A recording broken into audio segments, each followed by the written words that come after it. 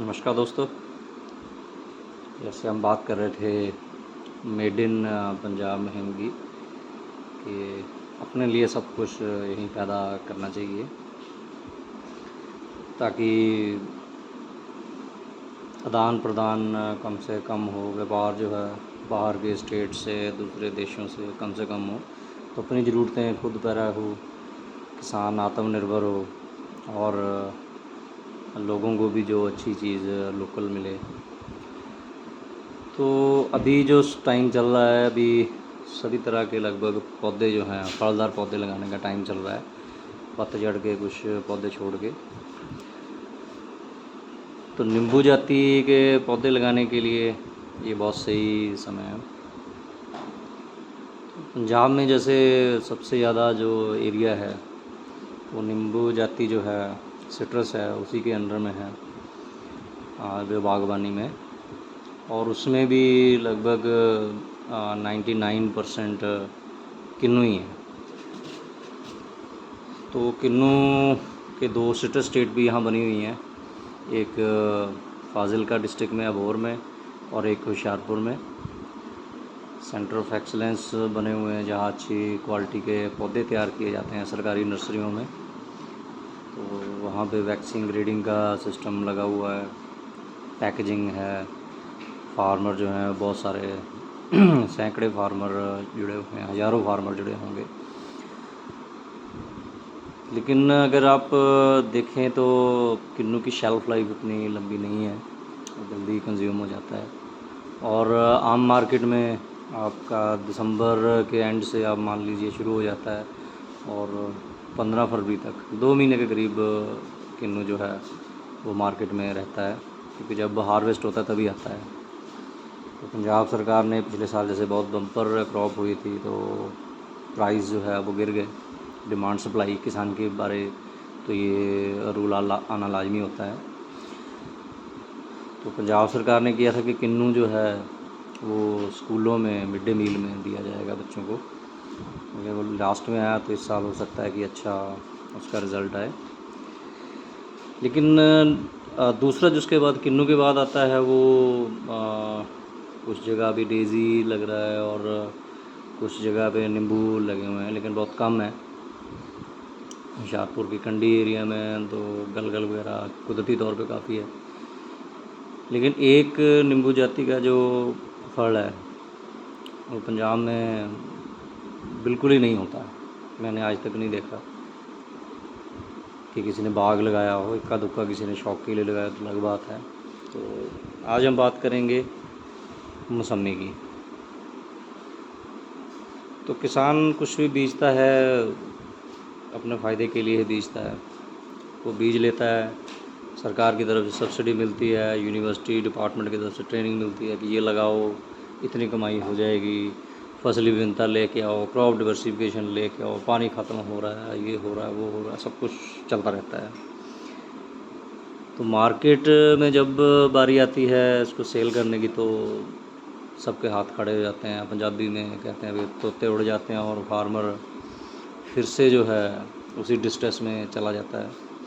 तो यही कारण है कि पंजाब में धान और गेहूँ जो है, कणक और चौर, राइस एंड वीट, उसी का साइकिल चलता जा रहा है, क्योंकि मंडीकरण का प्रॉपर जो है सिस्टम है नहीं है यहाँ पे, और किसानों को प्रॉपर गाइडेंस भी नहीं है अभी तक। तो आप छोटे से छोटे कस्बे से लेके बड़े से बड़े शहर तक चले जाइए, एक जूस की रेडी से लेके एसी वाले जूस बार में चले जाइए, आप रेलवे स्टेशन पे चले जाइए, बस स्टैंड पे चले जाइए, एयरपोर्ट पे चले जाइए, एक फ्रूट जो आपको 365 में से 400 दिन मिलेगा। मैं रात को भी ऐड कर रहा हूँ क्योंकि एयरपोर्ट, स्टेशन, बस स्टैंड रात को भी खुले रहते हैं। तो दिन तो हम दिन को मानते हैं, रात को गिनते नहीं हैं। तो कहने का मतलब है कि एक फ्रूट ऐसा है जो हर जगह मिलेगा।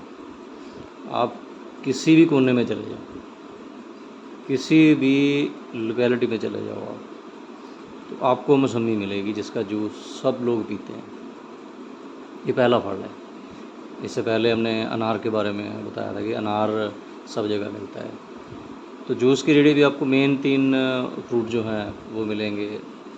एक तो मौसम्मी, दूसरा अनार, तीसरा अनानास। तो मौसम्मी जो है इसकी खेती बहुत कम किसान करते हैं। इसकी स्टोरेज भी इतनी मुश्किल नहीं है। ये भी पता नहीं कहाँ से, महाराष्ट्र से या गुजरात से आई होगी। तो मंडी में मिलती है, बाज़ार में मिलती है, हम खाते भी हैं। जूस जो पीता है वो उसमें मौसम्मी तो होती ही होती है, लाजमी है। साथ में अनार होगा या कोई और अनानास डाल देंगे, मिक्स फ्रूट का बोल देंगे, तो कहीं कहीं थोड़ा सेब भी रख लेते हैं, लेकिन मौसम्मी लाजमी है। तो फलों में अगर जैसे सब्जियों में आलू को कहा जाता है कि आलू हर चीज़ में आलू होता है, डलता है, तो फलों में अगर बात करें, जो फलों का आलू है वो मौसम्मी है। तो अभी जो है बिल्कुल सही टाइम है, मौसम्मी जो है वो लगाई जा सकती है। तो इसका जूस बेचा जा सकता है। मौसम्मी सीधे भी बिकती है, इसकी जो स्टोरेज है वो भी कोई इतनी बहुत ज़्यादा मुश्किल नहीं है। और व्यापारी जिनका सिस्टम चल रहा है वो तो बाहर से मंगवाते हैं, अगर लोकल उनको मिलेगा तो बल्क में भी सब सिस्टम जो चलने लगेगा। लेकिन कोशिश यही होनी चाहिए कि अपना कोई सिस्टम खड़ा किया जाए। तो जितने भी जूस की रेडियाँ होती हैं, वो जो रेडी जूस बनाता है, ज़रूरी नहीं होता कि उसी की हों। तो बहुत बार कई बिजनेसमैन होते हैं, वो किसी को हायर करते हैं, तो कुछ शेयरिंग बेसिस पे वो बिज़नेस चलता है। तो एक बंदा वहाँ पे मुलाजिम होता है। तो ऐसे ही आप किसान जो है वो भी अपना सेटअप बना सकते हैं, सोसाइटियाँ बना के, सेल्फ हेल्प ग्रुप बना के। तो नौजवानों को जूस की रेडी लगाई जा सकती है, तो उसके लिए ये फ्रूट चाहिए। तो अभी जैसे हुशियारपुर में हमने 2022 में चीफ एग्रीकल्चर ऑफिसर और डीसी साहब से मीटिंग करके हमने रिक्वेस्ट दी थी। तो किसान हट जो पिछले 10 साल से चल रही है, तो वहाँ पे जूसर मशीन भी रखी है। तो वो जूसर मशीन हट पे है, तो वहाँ से जूस जो बेचा जा सकता है। तो लेकिन अभी हुशियारपुर में तो किसानों ने अभी कहीं से पता नहीं चला है कि किसी ने एक भी पौधा लगाया हो। तो मंडी कोई इतना मुश्किल काम नहीं है। बल्क के लिए दिक्कत है, लेकिन छोटी क्वांटिटी में मंडी के लिए कोई इतनी बड़ी दिक्कत नहीं है। तो ऐसी चीज़ें करके जूस की रेडियाँ जगह जगह पे लगाई जा सकती हैं, या उनको जो रेडियाँ लगा रहे हैं उनको सप्लाई की जा सकती है। तो अभी सही टाइम है कि आप जो है ये 2 फ्रूट जो हैं, मौसम्मी और अनार,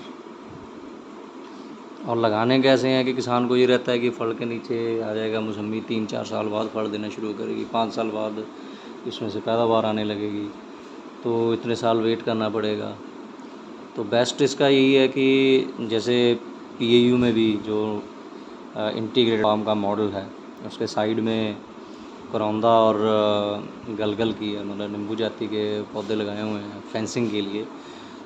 तो मौसम्मी जो है वो फेंसिंग के लिए इस्तेमाल की जा सकती है।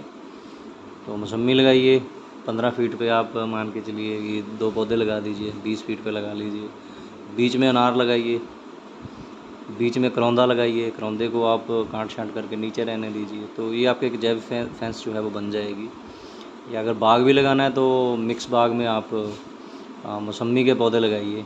तो किन्नू बहुत हो गया, तो किन्नू तो पहले ही संभाला नहीं जा रहा है, तो किन्नू लगाने की ज़रूरत नहीं है। तो वो जो बड़े बाग हैं वो ऑलरेडी इस्टेब्लिश्ड हैं और भी शायद लग रहे होंगे। तो डाइवर्सिफिकेशन जो इस तरीके से करनी चाहिए, मौसम्मी लगाइए, आप इसके साथ कुछ पौधे नींबू के लगा सकते हैं और गलगल लगा सकते हैं। तो फेंसिंग एक बहुत अच्छी हो जाती है, कांटे वाली, ये झाड़ी टाइप बन जाता है। तो कितना इसको फैलाना है ये किसान के ऊपर ही निर्भर करता है।